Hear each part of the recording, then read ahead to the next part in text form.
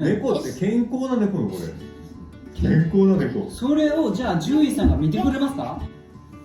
今日のお題は、猫は飼っていますか？猫を飼っていますよ。どんな猫を飼っているんですか？猫、ほら、これです。1週間前に買ってきたよ、こ違いますよ。生きている猫ですよ。れ。生きているよ、これ。生きているか生きてないかって言ったらどうやって見分けるのよ。餌は食べませんよね。餌食べるよ。何を食べるんですか？餌は多分空気じゃないかな。空気を体から吸収して、でもってそこで少しずつ老化していく。で、最後には汚れて、朽ちて、捨てられる。この猫は鳴きますか？すべての猫ってニャーって本当泣くの？大きさがちっちゃいね。いや、このくらいの猫もいるよ。ね生まれえ。た子。この猫は子供を産みますか？虚勢された猫は子供を産みますか？それにしたら優しすぎる。普通さ、5万円とかするよ。安い猫ちゃんもいるのよ。だから高ければ高いほどいい猫ちゃんっていうわけじゃないでしょ。温度は感じますか？温度しばらく温めたらそれを感じるよ。何で温めるんですか？ストーブ。体温で。そう、ストーブとか体温で。いや、どうしてこんなのがついているの？猫のぬいぐるみだからよ。日本の猫、アメリカの猫、ペルシャの猫、中国の猫、ぬいぐるみの猫。この猫と一緒にいて孤独が癒せるのか？分かった、じゃあこうしよう。まずあるマンションがありました。ペットは絶対飼ってはいけないと。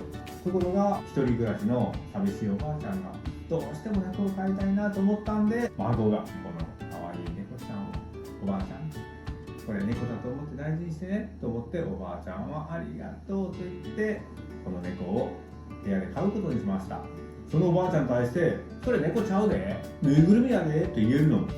それは難しいですね。おばあちゃんがこれね、孫からもらった猫さんの大事にしてるのよ、名前はミルクどうって言った時に、何言ってんの、それね物だよと、それね無機物、布だよと、お前何言ってんのと、ボケたんちゃうのみたいな感じで言うの。鬼やな、鬼。ひどい。おばあちゃんが猫を大切にしています。それ病院に連れて行ったら猫じゃないって言われるじゃないですか。獣医は猫じゃないって判断するんですよ。いや、その獣医の人にそのお孫さんを言って、私がお小遣いを一生懸命貯めて買ったミルクちゃんですと、おばあちゃんはこれを生きがいにして毎日生きています、獣医さん見てくださいねってその女の子が言って、おばあちゃんがお願いします、形だけでもいいですからって言ったら、その獣医さんがあんたら頭おかしいんちゃう、それねぬいぐるみでしょ、あかんあかんって、そんな獣医さんばっかりと思う？それとも、あ、わかりました、じゃあちょっと調子に当てましょうね、これでいいですかみたいなことしてくれると思う？どっちよ。これはいや、分かった、どっちが人間的な獣医さんよ。それは聴診器当てるのほら、人間的な方が猫で判断するんやろ。だから猫で判断しない人はあんまり人間的じゃないことだ。ほら、人間的でない人やん。こっちが人間的な人だから、これは猫。なるほど。じゃあ本日はそういうことにしておきましょうか。はい、続きはまた次回ということでね。